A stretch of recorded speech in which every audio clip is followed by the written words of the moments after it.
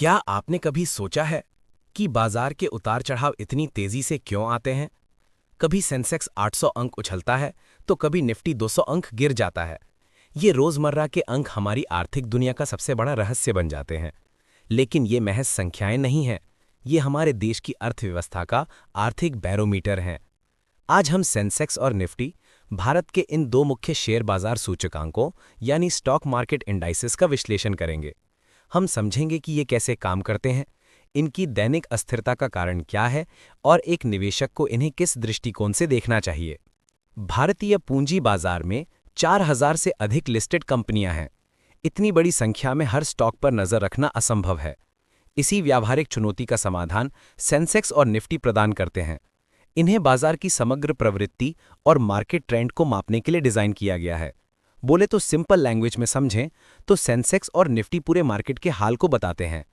Sensex ये Bombay stock exchange का सूचकांक है, जिसमें बाजार पूंजीकरण और तरलता यानी मार्केट कैपिटलाइजेशन और लिक्विडिटी के आधार पर 30 सबसे बड़ी कंपनियों को शामिल किया जाता है। निफ्टी 50 ये नेशनल स्टॉक एक्सचेंज का सूचकांक है, जो 50 सबसे बड़ी कंपनियों के प्रदर्शन को दर्शाता है। संक्षेप में, ये 30 या 50 कंपनियां एक छोटे मगर शक्तिशाली नमूने यानी सैंपल के रूप में कार्य करती हैं। जब ये टॉप की कंपनियां तेजी से आगे बढ़ती हैं, तो ये बाजार में एक व्यापक सकारात्मक संवेग यानी पॉजिटिव मोमेंटम का संकेत देता है और हम कहते हैं कि बाजार का मूड सकारात्मक है। चलिए एक एग्जाम्पल से समझते हैं। देखिए, चुनाव में हम सब देखते हैं कि जब भी चुनाव होते हैं तो ओपिनियन पोल या एग्जिट पोल्स आते हैं। रिजल्ट के पहले एग्जिट पोल्स आते हैं। तो ये एग्जिट पोल क्यों आते हैं? इसका सिंपल सा रीजन है ताकि आपको एक अंदाजा लग जाए कि ये इलेक्शन किस तरफ जाने वाला है। लेकिन हमेशा एग्जिट पोल सही हो ऐसा जरूरी नहीं। ज्यादातर समय 60-70% of the times exit poll सही होते हैं, लेकिन वो हर बार सही नहीं होते। क्यों सही नहीं होते? क्योंकि एग्जिट पोल में अगर लाखों वोटर्स हैं तो उनमें से कुछ हजार लोगों से पूछा जाता है, एक छोटे से सैंपल से पूछा जाता है कि आपने किस पार्टी को वोट दिया, और उस सैंपल के हिसाब से ये अंदाजा लगाया जाता है कि लाखों लोगों ने किसे वोट दिया होगा। तो कई बार वो सैंपल लाखों लोगों के ओपिनियन को सही नहीं बता पाता, कभी कभी बता भी देता है। यही होता है इन 4000 कंपनी के साथ। अब हम समझते हैं कि ये अंक रोज क्यों बदलते हैं। इसका जवाब वेटेड एवरेज की अवधारणा में निहित है।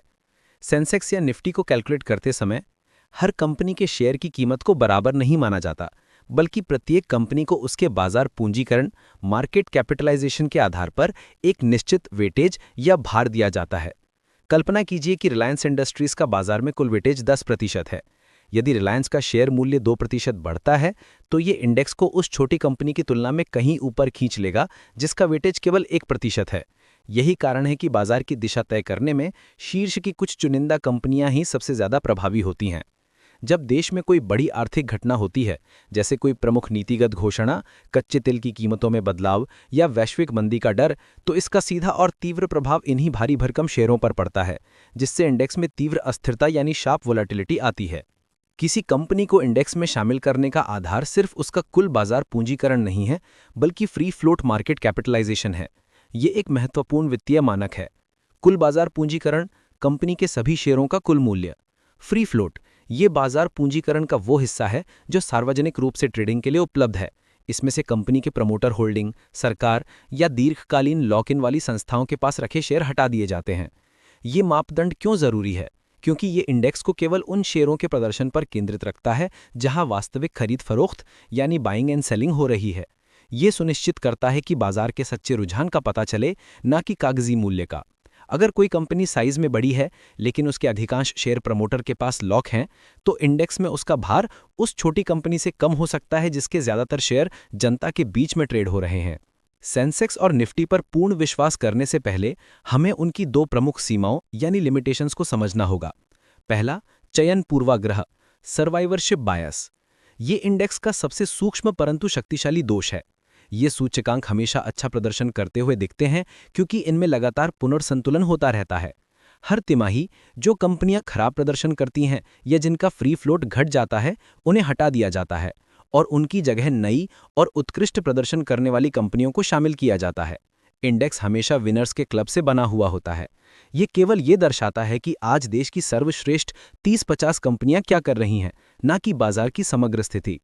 दूसरा, प्रतिनिधित्व की सीमा, सैंपल लिमिटेशन। हम 4000 कंपनियों की गतिशीलता को केवल 30 या 50 कंपनियों के नमूने से जज कर रहे हैं। ये एक अपर्याप्त प्रतिनिधित्व है। यही कारण है कि कई बार सेंसेक्स रिकॉर्ड ऊंचाई पर होता है, लेकिन मिड कैप या स्मॉल कैप सेगमेंट के निवेशकों को कोई खास रिटर्न नहीं मिल रहा होता। तो एक जागरूक निवेशक को क्या करना चाहिए? सेंसेक्स और निफ्टी को अपने निवेश का अंतिम लक्ष्य नहीं, बल्कि एक प्रभावी संकेत माने। बाजार जब गिरावट एक फॉर्मेटिंग इवेंट है। ये डर का माहौल बनाता है, लेकिन अक्सर इसी समय गुणवत्ता वाले स्टॉक आकर्षक मूल्यांकन पर उपलब्ध होते हैं। ये खरीदने के सुनहरे अवसर पहचानने का समय होता है। वॉरेन बफेट सर के इंटरव्यू में इन्होंने एक बात कहा था कि जब मार्केट में डर का माहौल हो तो आप निडर हो जाओ, और जब मार्केट में लालच आ जाए तो आप डर जाओ। ये एक अच्छे ट्रेडर की पहचान होती है। मार्केट लाल हो तो आप निडर हो जाओ, और मार्केट हरा हो जाए तो आप डर जाओ। बाजार जब उछले, अति उत्साह, रिकॉर्ड ऊंचाई अति उत्साह का संकेत है। ऐसे में कई स्टॉक ओवरवैल्यूड हो जाते हैं। यहां सतर्कता बरतना और भावनात्मक खरीदारी से बचना अत्यंत आवश्यक है। याद रखें, बाजार में सफलता विनर घोषित होने के बाद उस स्टॉक के पीछे भागने से नहीं मिलती, बल्कि उसकी पहचान रेस शुरू होने से पहले करने से मिलती है। अपने पोर्टफोलियो की तुलना आंख बंद करके इंडेक्स से ना करें। आपकी सफलता का पैमाना आपका अपना वित्तीय लक्ष्य और आपके द्वारा चुने गए स्टॉक्स की मूलभूत शक्ति यानी फंडामेंटल स्ट्रेंथ होनी चाहिए। अगर आपको ये विश्लेषण उपयोगी रहा तो इसे लाइक करें और शेयर करें। आपके पास शेयर बाजार या निवेश से जुड़ा कोई भी सवाल हो तो उसे कमेंट बॉक्स में ज़रूर पूछें। मैं आपके सवालों का जवाब देने के लिए हमेशा तत्पर हूँ।